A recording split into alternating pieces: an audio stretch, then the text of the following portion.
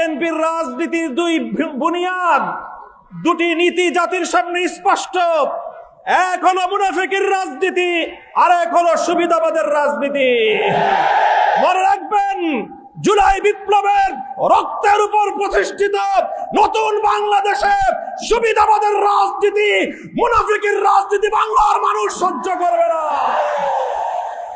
আসসালামু আলাইকুম ওয়া রাহমাতুল্লাহ। আলহামদুলিল্লাহ ওয়া কাফা ওয়া সালামুন আলা ইবাদিহিল্লাযিনা ইসতাফা, আম্মা বা'দ। 11 দলীয় ঐক্যের পক্ষ থেকে আয়োজিত গণভোটের রায় বিরোধী সরকারের অবস্থানের প্রতিবাদ, গণভোটের রায় কার্যকর করার দাবিতে বিক্ষোভ মিছিল পূর্ববর্তী এই সমাবেশে উপস্থিত নেতৃবৃন্দ, সমবেত বিক্ষুব্ধ জনতা, একটা গল্প শুনেছি আমরা গ্রাম বাংলার।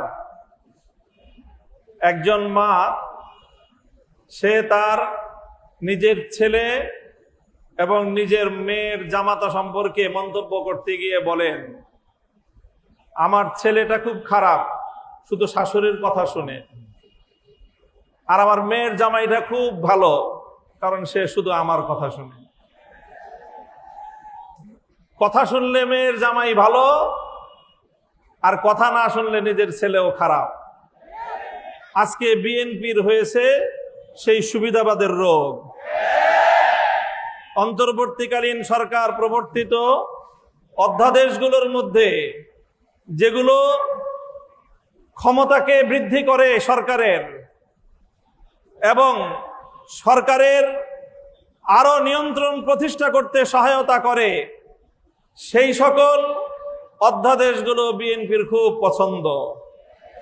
আর যে সকল অধ্যাদেশগুলো, যে সকল প্রস্তাবনাগুলো জাতির কাছে জবাবদিহিতায় বাধ্য করে, সেগুলো তাদের কাছে খুব অপছন্দ। তাই আমরা মনে করি বিএনপি আজ যেই রাজনীতি করছে, সুবিধাবাদের রাজনীতি।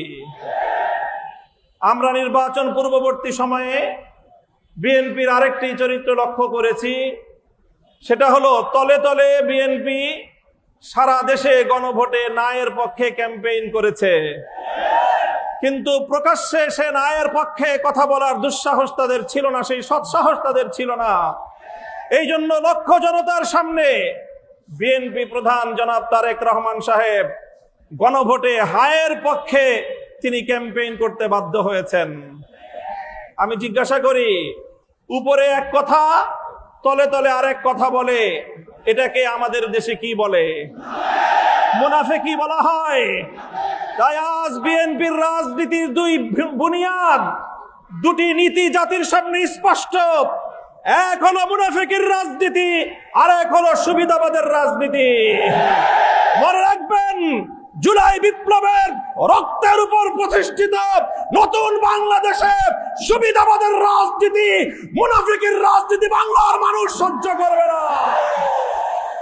জনগণের পক্ষে, দেশের পক্ষে আপনারা যদি অবস্থান গ্রহণ করতে ব্যর্থ হন, দেশের জনগণের ম্যান্ডেটকে যদি আপনারা বৃদ্ধাঙ্গুলি প্রদর্শন করেন, বারবার বলছি, এদেশের জনগণের গণরায়কে যদি হাইকোর্ট দেখান, এদেশের জনগণ রাজপথে আপনাদেরকে মোকাবেলা করবে ইনশাআল্লাহ।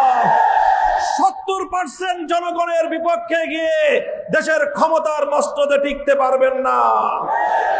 শহীদ জিয়াউর রহমান, বেগম খালেদা জিয়ার সন্তান, কান খাড়া করে শুনে রাখেন, জনতার বিরুদ্ধে গিয়ে কেএম হাসান আজিজ মার্কা নির্বাচন করার চেষ্টা করলে পরিণাম শুধু আপনারাই পড়বেন তা নয়, আপনাদের অপকর্মের কারণে দেশপ্রেমিক রাজনৈতিক সংগঠনগুলোর নেতা কর্মীরা 28 আগস্ট কিভাবে রক্ত দিয়েছে ঢাকার রাজপথে, বাংলার মানুষ সে কথা ভুলে যায় নাই। আপনাদের ভুলের খেসারত দিতে হয়েছে আমাদেরকে। 25 বছর পর্যন্ত গুম, খুন আর হত্যার রাজনীতির শিকার হতে হয়েছে। তাই আমরা চাই ভালোয় ভালোয় দেশ পরিচালনা করেন, জনগণের রায়ের প্রতি শ্রদ্ধা প্রদর্শন করেন, অন্যথায় রাজপথে, সংসদে আমরা আপনাদেরকে মোকাবেলা করবো ইনশাআল্লাহ। নাসরুম মিনাল্লাহি ওয়া ফাতহুন করিব।